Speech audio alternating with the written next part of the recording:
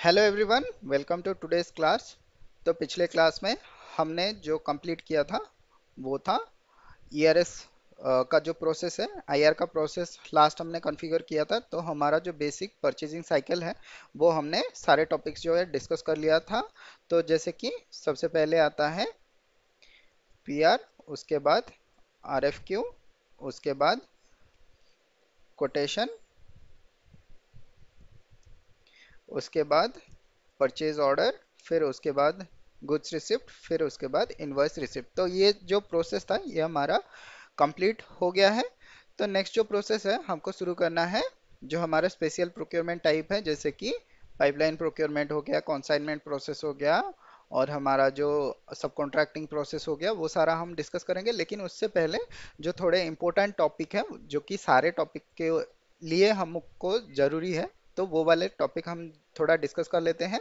तो सबसे पहले, जैसा कि हमने लास्ट टाइम देखा था, ये आउटपुट मैसेज कॉन्फ़िगरेशन जो देखा था उसका हम डिटेल्स जानेंगे कि हम कैसे सारे जो हमारा प्रोसेसेस हैं, प्रोसेस के लिए हम कैसे आउटपुट मैसेज या फिर जो मैसेज का डिटर्मिनेशन है वो हम कैसे कर सकते हैं। तो इसको बोलते हैं आउटपुट डिटर्मिनेशन,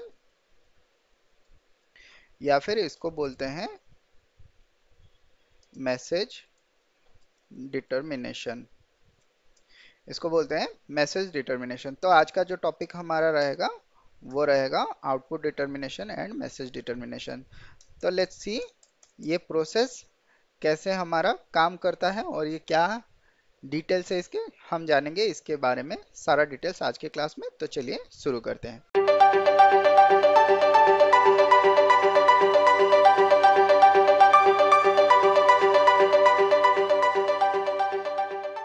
तो आउटपुट डिटर्मिनेशन होता क्या है? नॉर्मली हमारे जो सारे डॉक्यूमेंट हम क्रिएट करते हैं, जैसे परचेजिंग का डॉक्यूमेंट हो गया, जीआर का डॉक्यूमेंट हो गया, आईआर का डॉक्यूमेंट हो गया, तो ये सारे जो डॉक्यूमेंट है हमको क्या करना पड़ता है, हमको आउटपुट करना पड़ता है, अपने वेंडर के पास हमको भेजना पड़ता है। जैसे आरएफक्यू हो गया, आरएफक्यू आपको वेंडर के पास सेंड करना पड़ता है।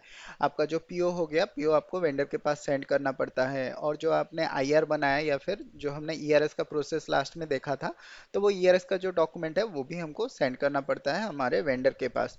तो इन सारे प्रोसेस में हम कैसे इसको डायरेक्टली यानी कि ऑटोमेटिकली हम ये जो मैसेजेस हैं, जो आउटपुट है, उसको कैसे हम ऑटोमेटिकली सेंड कर सकते हैं, तो वो प्रोसेस को हम बोलते हैं आउटपुट डिटर्मिनेशन। तो ये बाय डिफॉल्ट कैसे पिक करता है सिस्टम, उसको हम बोलते हैं आउटपुट डिटर्मिनेशन या फिर मैसेज डिटर्मिनेशन। तो मैसेज या फिर आउटपुट कैसे डिटरमाइन होता है ऑटोमेटिकली, उसका प्रोसेस को हम बोलते हैं आउटपुट डिटर्मिनेशन। तो इसको जब हम कॉन्फ़िगर करेंगे, इसके लिए कुछ हमको कॉन्फ़िगरेशन स्टेप की ज़रूरत है। तो सबसे पहला जो है वो है कंडीशन टेबल, जहाँ पे सारे कंडीशन सेव रहेंगे। दूसरा जो है वो है एक्सेस एक्सेस सीक्वेंस।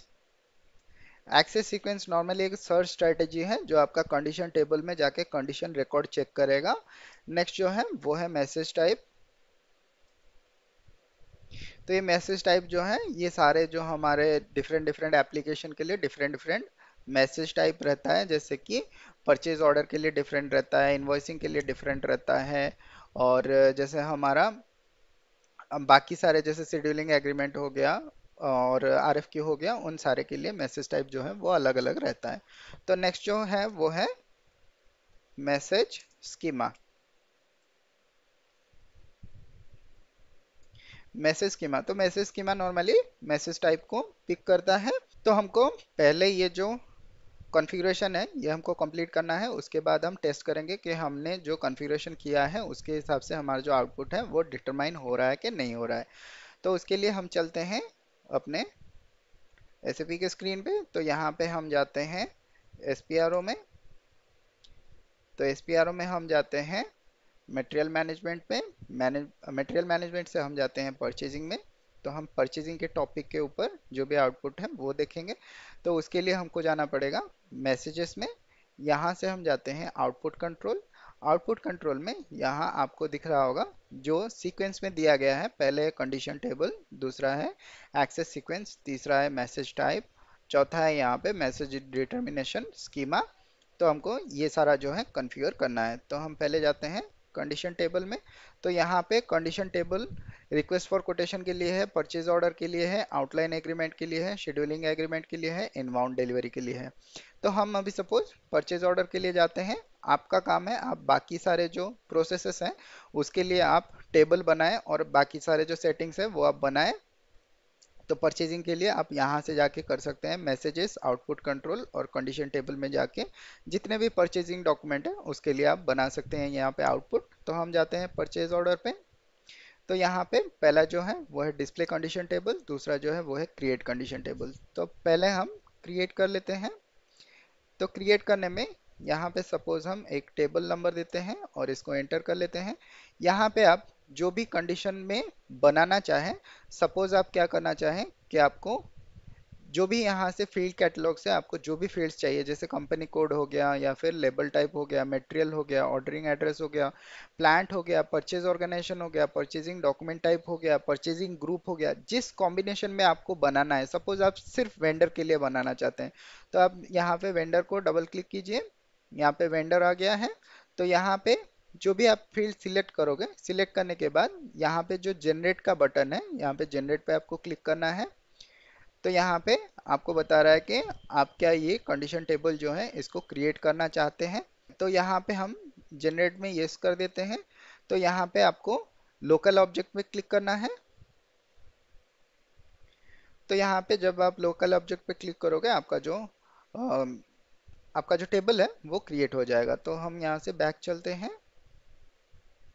तो यहाँ से हम क्या कर सकते हैं, डिस्प्ले कंडीशन टेबल में जाते हैं। तो यहाँ पे आप 569 का टेबल जो है इसको डिस्प्ले करके देख सकते हैं। यहाँ पे वेंडर के कंडीशन के हिसाब से यहाँ पे जो डिस्क्रिप्शन है वो वेंडर है, तो वेंडर के हिसाब से ये आउटपुट कंडीशन बना है। हमने ऑलरेडी कुछ टेबल टाइप जो है वो बना के रखा है, जैसे यहाँ पे 568 जो है वो vendor company code document type के हिसाब से है, और यहाँ पे 567 जो है वो purchase organization document type vendor plant के हिसाब से है।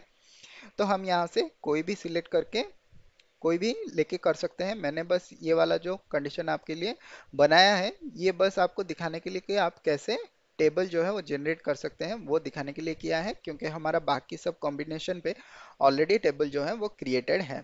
तो आपको जो टेबल रहेगा वो 500 प्लस आपको सिलेक्ट करना है। 500 से 999 तक का आपको जो कंडीशन टेबल है वो आपको अलाउ रहेगा। आप देख के अपने हिसाब से कंडीशन टेबल जो है क्रिएट कर सकते हैं। तो हम यहाँ से क्लोज करते हैं और हम यहाँ से बैक जाते हैं। तो यहाँ पे हमारा कंडीशन टेबल बन गया है। नेक्स्ट जो हमारा प्रोसेस है वो है एक्सेस सीक्वेंस। तो यहाँ पे हम एक्सेस सीक्वेंस पे क्लिक करते हैं और यहाँ पे परचेज ऑर्डर पे define access sequence for purchase order पे जाते हैं। तो यहाँ पे ऑलरेडी कुछ एक्सेस सीक्वेंस हमने बना के रखा है, जैसे यहाँ पे Z100 Tata new PO for Tata motor हमने बना के रखा है। T002 न्यू पीओ टाटा के लिए हमने बना के रखा है। तो आपको अगर यहाँ पे न्यू क्रिएट करना है तो आप न्यू एंट्रीज में जाएं और न्यू एंट्रीज पे जाने के बाद यहाँ पे सपोज कोई भी आप एक्सेस सीक्वेंस जो है, सपोज हम Z101 दे देते हैं, यहाँ पे टेस्ट पीओ टाटा कर लेते हैं और यहाँ पे इसको एंटर कर लेते हैं। तो यहाँ पे आप इसको सिलेक्ट करें। सिलेक्ट करने के बाद यहाँ पे आप एक्सेस पे क्लिक करें। तो एक्सेस पे यहाँ पे आपको न्यू एंट्रीज पे जाना है। न्यू एंट्रीज पे जाके यहाँ पे जो है आपको नंबर यहाँ पे देना है। सपोज नंबर 10 देते हैं और यहाँ पे टेबल आपको देना है। तो यहाँ पे टेबल सपोज हमने अभी जो बनाया है 569, तो हम इसको ले लेते हैं और यहाँ पे रिक्वायरमेंट के लिए आप यहाँ पे देख सकते हैं। तो रिक्वायरमेंट के लिए 101, 103 एंड 107 तीन टाइप का रिक्वायरमेंट है। तो हम सपोज 101 ले लेते हैं, इसको सिलेक्ट कर लेते हैं। तो यहाँ पे हम इसको एंटर कर लेते हैं। तो एंटर करने के बाद आपको क्या करना पड़ेगा, इसको ये लाइन आइटम को सिलेक्ट करने के बाद फील्ड्स पे क्लिक करना पड़ेगा। जब तक आप फील्ड्स पे क्लिक नहीं करोगे तब तक ये आपका जो टेबल है वो आपका परचेज ऑर्डर पे कभी भी, जैसे ये एक्सेस सीक्वेंस है, ये एक्सेस सीक्वेंस एक्टिव नहीं होगा और ये टेबल पे सर्च नहीं करेगा। तो यहाँ पे हम इसको सिलेक्ट करते हैं और फील्ड्स पे क्लिक करते हैं। तो यहाँ पे हम एंटर कर लेते हैं। तो यहाँ पे सिर्फ जो हमारा फील्ड है वो यहाँ पे आपको वेंडर का फील्ड जो है डॉक्यूमेंट, यहाँ पे फील्ड का नेम आ रहा है और यहाँ पे जो फील्ड का डिस्क्रिप्शन है वेंडर है वो आ रहा है। तो हम यहाँ से इसको सेव कर लेते हैं।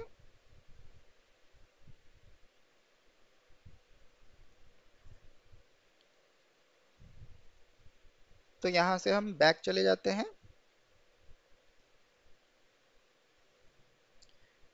तो हमारा जो एक्सेस सीक्वेंस है वो क्रिएट हो गया है। तो हम सपोज यहाँ पे नेक्स्ट जो कॉन्फ़िगरेशन है वो है मैसेज टाइप। तो हम मैसेज टाइप पे जाते हैं। तो यहाँ पे सेम हम परचेज ऑर्डर के लिए मैसेज डिफाइन करते हैं। तो यहाँ पे फर्स्ट जो ऑप्शन है वो है maintain message type for PO, second है fine tune control for purchase order. तो हम पहले वाले कॉन्फ़िगरेशन में जाते हैं। यहाँ पे जैसे आपको काफ़ी सारे आउटपुट टाइप जो है वो आपको दिखाई दे रहा होगा। यहाँ पे काफ़ी सारे आउटपुट टाइप जो है वो ऑलरेडी हैं। तो अगर आपको यहाँ पे एक नया बनाना है तो आप यहाँ पे जो एग्जिस्टिंग हमारा NEU फाइल जो होता है, NEU आउटपुट टाइप जो होता है वो हमारा परचेज ऑर्डर के लिए स्टैंडर्ड होता है। तो इसको सिलेक्ट करके आप यहाँ से कॉपी कर सकते हैं। तो कॉपी करके हम सपोज यहाँ पे ZNEU कर लेते हैं और यहाँ पे सपोज हम टेस्ट PO टाटा कर लेते हैं। तो यहाँ पे एक्सेस सीक्वेंस जो हमने बनाया था उसको हमको यहाँ पे देना है। तो हम यहाँ पे Z101 दे देते हैं और बाकी सारे जो फील्ड्स हैं उसको ऐसे ही रहने देते हैं। तो हम इसको एंटर कर लेते हैं। तो यहाँ पे कॉपी ऑल कर लेते हैं।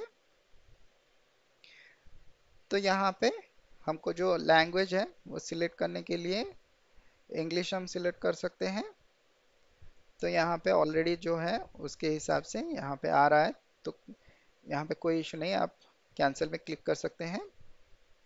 तो यहाँ पे हमारा जो आउटपुट टाइप है वो हमने बना दिया है। तो यहाँ पे इसको सिलेक्ट करके हम प्रोसेसिंग रूटीन में जाते हैं। तो यहाँ पे ऑलरेडी जो है मीडियम जो है वो डिफाइन किया गया है, जैसे कि आपका प्रिंट आउटपुट है, फैक्स है, एक्सटर्नल सेंड है, EDI है, सिंपल मेल है, डिस्ट्रीब्यूशन है। तो आप इन किसी भी तरीकों से इस जो आउटपुट टाइप ZNEU के लिए कोई भी आउटपुट टाइप कर सकते हैं। तो नेक्स्ट जो है वो है पार्टनर रोल। तो हम पार्टनर रोल पे क्लिक करते हैं। तो यहाँ पे जो पार्टनर रोल है वो ऑलरेडी यहाँ पे डिफाइन है, जैसे कि OA हो गया, VN हो गया, DP हो गया, OA फैक्स के लिए भी यहाँ पे अवेलेबल है। तो हम यहाँ पे डिफाइन कर सकते हैं कि हम कैसे अपना जो सेंड करना है हम कैसे कर सकते हैं। यहाँ पे सेंड कर सकते, मीडियम और फंक्शन सारा जो है यहाँ पे हम सिलेक्ट कर सकते हैं। तो ये बेसिकली हम जिस भी फंक्शन यहाँ पे सिलेक्ट करेंगे उसी फंक्शन के वेंडर को ही हम आउटपुट कर सकते हैं। तो यहाँ पे हम इसको सेव कर लेते हैं। तो यहाँ पे हम इसको सेव कर लेते हैं। तो यहाँ पे नेक्स्ट जो ऑप्शन है वो है फाइन ट्यून कंट्रोल। तो इस पे हम क्लिक करते हैं। तो यहाँ पे आपको जैसे कि हमने लास्ट क्लास में बताया था, ऑपरेशन 1 जो होता है वो न्यू टाइप के लिए होता है और ऑपरेशन 2 जो होता है वो चेंज या फिर रीप्रोसेस के लिए होता है। तो हमको यहाँ पे जो है दो नए एंट्रीज लेना है। तो इसके लिए हम न्यू एंट्रीज पे जाते हैं।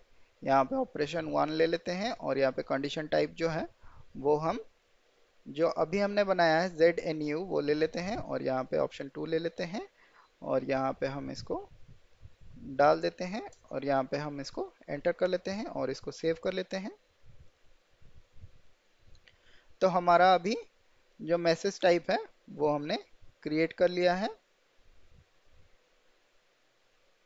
तो यहाँ पे हम बैक चलते हैं। नेक्स्ट जो ऑप्शन है वो है डिटर्मिनेशन स्कीमा। तो हम यहाँ पे परचेज ऑर्डर पे जाते हैं।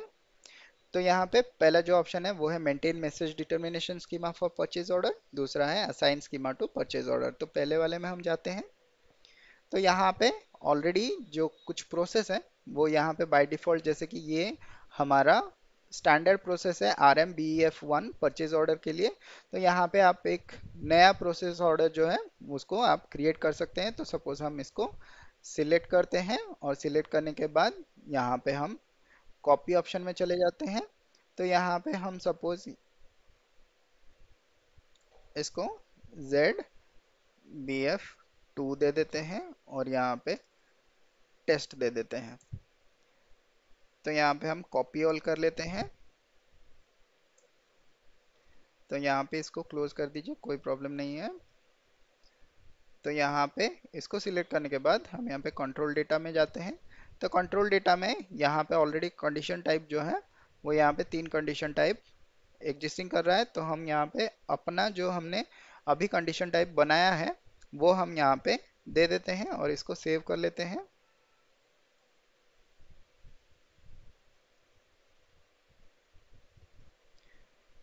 तो अभी हम बैक चलते हैं।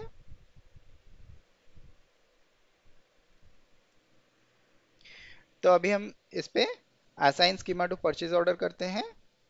तो यहाँ पे हमने जो अपना परचेज ऑर्डर के लिए यहाँ पे प्रोसेस है वो हम सपोज यहाँ पे टू वाला सिलेक्ट करके यहाँ पे सेव कर लेते हैं।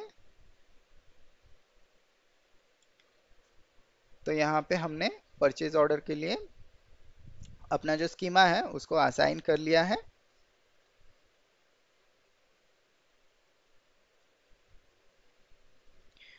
तो यहाँ पे हमारा नेक्स्ट जो ऑप्शन है वो है assign output device to purchase group. तो हम इस पे क्लिक करते हैं। तो यहाँ पे सपोज हम अपना जो परचेज ग्रुप है वो हम सिलेक्ट कर लेते हैं। तो सिलेक्ट करने के बाद आप यहाँ पे देख सकते हैं जो आउटपुट डिवाइस है वो लॉजिकल प्रिंटर जो हमारा LP01 है वही सिलेक्टेड है। तो हम इसको ऐसे ही रहने देते हैं और हम बैक चलते हैं। तो हमारा जो कॉन्फ़िगरेशन था वो ऑलमोस्ट कंप्लीट हो गया है। तो अभी हम क्या करते हैं, एक परचेज ऑर्डर क्रिएट करते हैं। तो आपने जो भी पार्टनर फंक्शन दिया होगा उस पार्टनर फंक्शन के हिसाब से आपको जो है यहाँ पे वेंडर उसी के हिसाब से आपको क्रिएट करना है और उसी वेंडर के अगेंस्ट में आपको जो है परचेज ऑर्डर क्रिएट करना है। तो हम सपोज XK03 में जाते हैं और अपना वेंडर जो है उसको हम चेक कर लेते हैं। तो यहाँ पे हम पार्टनर फंक्शन पे जाते हैं। तो यहाँ पे आप देख सकते हैं हमारा जो वेंडर है वो VN के पार्टनर फंक्शन के हिसाब से है। तो हम इसके हिसाब से इसको ले सकते हैं। तो ये हो गया हमारा फर्स्ट कंडीशन, हमारा जो वेंडर है वो पार्टनर फंक्शन जो है उसका VN होना चाहिए या फिर जो भी हमने अलाउ करके रखा था वहाँ पे जो सारे हमारे प्रोसेस हमने अलाउ करके रखा था, जो भी पार्टनर फंक्शन हमने अलाउ करके रखा था वही वाले पार्टनर फंक्शन के हिसाब से हमारा जो वेंडर है वो रहना चाहिए। तो हमारा नेक्स्ट जो कॉन्फ़िगरेशन है वो है हमको आउटपुट कंट्रोल जो है वो डिफाइन करना है। तो उसके लिए हमको जाना पड़ेगा /n/NACE में। तो जैसे कि आपको पता है आउटपुट हमने मेंटेन किया था इनवॉइस वेरिफिकेशन के लिए MR के लिए, तो वैसे ही हमारा जो परचेज ऑर्डर है परचेज ऑर्डर के लिए EF होता है हमारा एप्लीकेशन। तो यहाँ पे हम कंडीशन रिकॉर्ड पे जाते हैं और अभी हमने जो नया कंडीशन रिकॉर्ड बनाया है ZNU का, तो इस पे सिलेक्ट करके हम कंडीशन रिकॉर्ड पे क्लिक करते हैं। तो यहाँ पे आप वेंडर सिलेक्ट कर सकते हैं। यहाँ पे हम एग्जीक्यूट करते हैं तो यहाँ पे हम वेंडर नंबर देते हैं और यहाँ पे फंक्शन जो है वो VN सिलेक्ट करते हैं और यहाँ पे मीडियम जो है वो आपको पता है 1, यानी कि आपका जो प्रिंट आउटपुट है वो सिलेक्टेड है। तो यहाँ पे आप देख भी सकते हैं यहाँ पे डिफरेंट टाइप ऑफ मीडियम जो है अवेलेबल है, आप कोई भी सिलेक्ट कर सकते हैं। तो नेक्स्ट जो है प्रोसेसिंग टाइम है, यहाँ पे डेट टाइम प्रोसेसिंग टाइम है। तो यहाँ पे भी 4 ऑप्शंस अवेलेबल रहते हैं जैसे कि हमने लास्ट क्लास में देखा था। तो हम यहाँ पे नंबर 4 सिलेक्ट करते हैं। तो यहाँ पे हम इसको सेव कर लेते हैं। तो अभी हम जाते हैं एक परचेज ऑर्डर बनाते हैं ME21N में। तो यहाँ पे हम RFQ में जाते हैं और इसको एंटर करते हैं। तो यहाँ पे जो भी डिटेल्स हैं वो आप एंटर कर लें। एंटर करने के बाद यहाँ पे मैसेजेस पे क्लिक करें। तो मैसेजेस पे यहाँ पे जैसे कि आप देख रहे हैं कि आउटपुट टाइप जो है वो यहाँ पे नहीं आ रहा है। तो आपका जो भी कोई भी आपका प्रॉब्लम होगा, जैसे कि आपने जो आउटपुट डिटर्मिनेशन कॉन्फ़िगरेशन किया है उसमें अगर कोई प्रॉब्लम होगा तो यहाँ पे जो आउटपुट टाइप है वो सिलेक्ट होके नहीं आएगा। तो यहाँ पे अगर आपका इनकॉन्सिस्टेंसी रहेगा तो इसके हिसाब से आपका यहाँ पे आउटपुट जो है वो पिक नहीं करेगा। तो हम थोड़ा सा मॉडिफिकेशन कर लेते हैं क्योंकि हमारा जो डेटा है हमने पहले से क्रिएट करके रखा था। तो हमने जो नया डेटा क्रिएट किया है उसके वजह से पिछला वाला डेटा जो है वो डिस्टर्ब हो रहा है, यानी कि सिस्टम को कोई एम्बिग्विटी हो रहा है, यानी कि ज़्यादा इंफॉर्मेशन कहाँ से प्रोसेस करेगा वो फाइंड आउट नहीं हो पा रहा है। तो हम इसके लिए थोड़ा सा हम मॉडिफाई करते हैं, फिर उसके बाद देखते हैं कि हमारा जो आउटपुट टाइप है वो यहाँ पे पिक कर रहा है कि नहीं कर रहा है।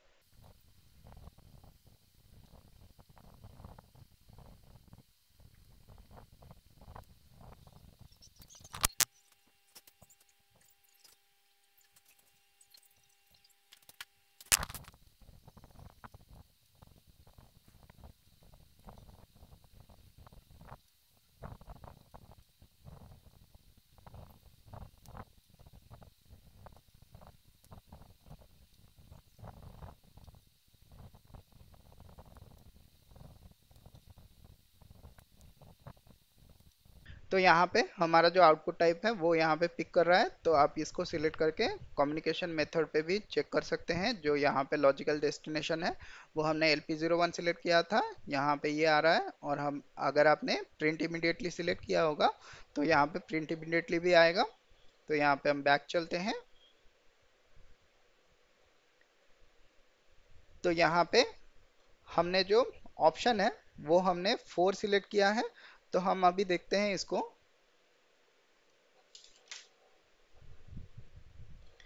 तो अभी हम इसको सेव कर लेते हैं।